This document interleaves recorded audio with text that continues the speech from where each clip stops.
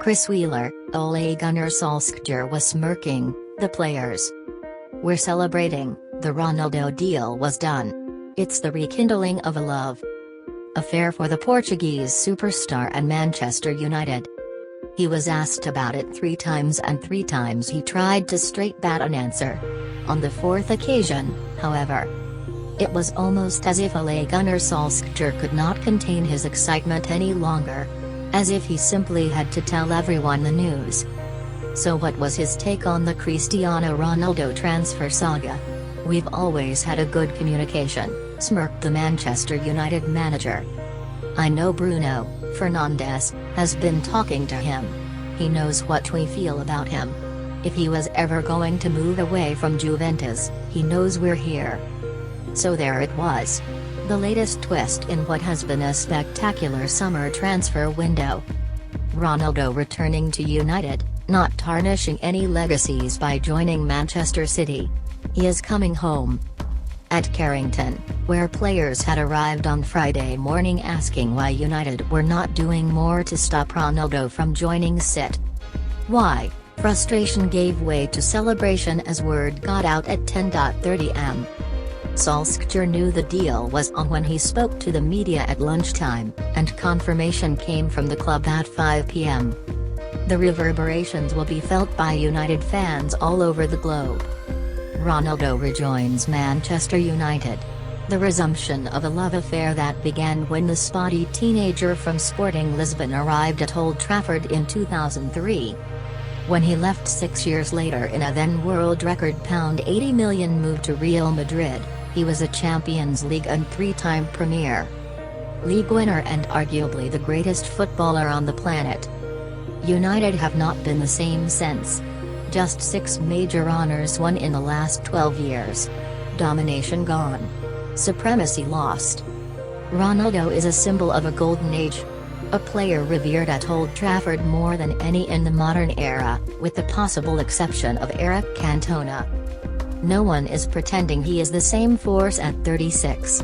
But he is still an incredible physical specimen, one capable of top scoring in Italy for the past 2 seasons in a career that has produced 783 goals in 1,074 games. When it became clear he was leaving Juventus, United knew they simply had to try to bring him back. The prospect of him joining City will only have hardened their resolve. His Portugal teammate Fernandes called him on Thursday night, and it is believed Sir Alex Ferguson, a trusted father figure to Ronaldo, may also have intervened to exercise his powers of persuasion. When Ferguson brought Ronaldo to the club, former Liverpool manager Gerard Lear and his assistant Phil Thompson almost choked on their breakfast in the canteen at Melwood as the news broke. Liverpool thought they had a deal in place with Sporting 18 years on, and Ronaldo's return to Old Trafford was just as surprising to the rest of us. City were not quite as blindsided as Liverpool. They were cautious in discussions after being approached by the player's agent, Jorge Mendes, last week. No one was getting carried away at the Etihad, and with good reason it turned out. But this is still a spectacular deal for United. One that could do more for the sagging popularity of the Glazer family than any other since they took over the club. The Americans had already spent £116 million on Jadon Sancho and Rafael Varane this summer, and acquiring Ronaldo for an additional £19.8 million makes this a United team to be reckoned with. How will they fit him into a forward line that features Edinson Cavani, Paul Pogba, Fernandes, Sancho, Marcus Rashford, Anthony Martial and Mason Greenwood? Who cares? He is Cristiano Ronaldo. That is Solskjaer's job now, and the United manager knows he has the tools at his disposal to launch a serious assault on the Premier League and Europe. Sources last night insisted this is about opening a new chapter in the club's history. About drawing on Ronaldo's winning mentality, leadership skills and professionalism that have earned him the Ballon d'Or 5 times as well as 30 major trophies. Not a vain attempt to turn back the clock or a sentimental trip down memory lane.